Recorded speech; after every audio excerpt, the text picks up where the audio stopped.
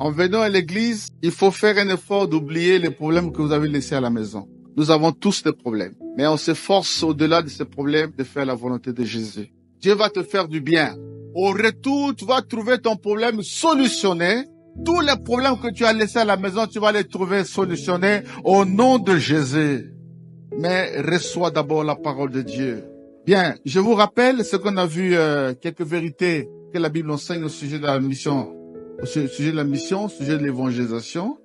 Je rappelle d'abord, nous avons vu il y a encore plusieurs places dans le royaume de Dieu. Il faut travailler pour remplir la salle.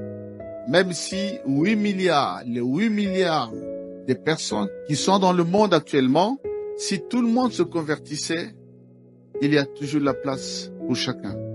Donc ne dites pas que la mission est terminée.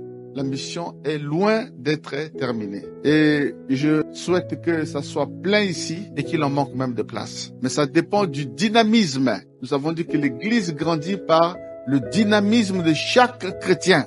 Comme l'apôtre Paul dit, moi je traite durement mon corps, je frappe non pas comme battant l'air, mais je le tiens assujetti. Il y a un dynamisme, un effort, un kérisas de chaque personne pour pousser l'Église vers la croissance.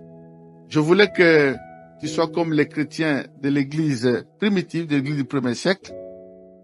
C'est par leur force personnelle que l'Église a grandi.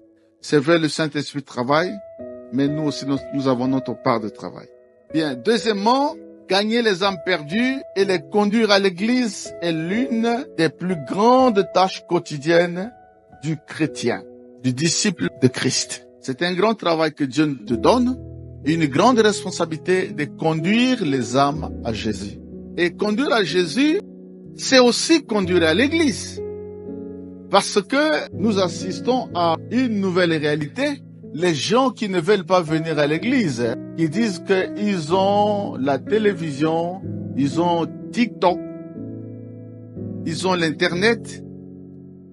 Hier, on a rencontré un frère avec le pasteur qui disait, mais pourquoi venir à l'église? Alors que j'ai tout ce que vous faites est là-bas à l'église. Moi, je l'ai à la maison. Mais chacun doit avoir un pasteur physique. L'image là, c'est un pasteur digital, numérique.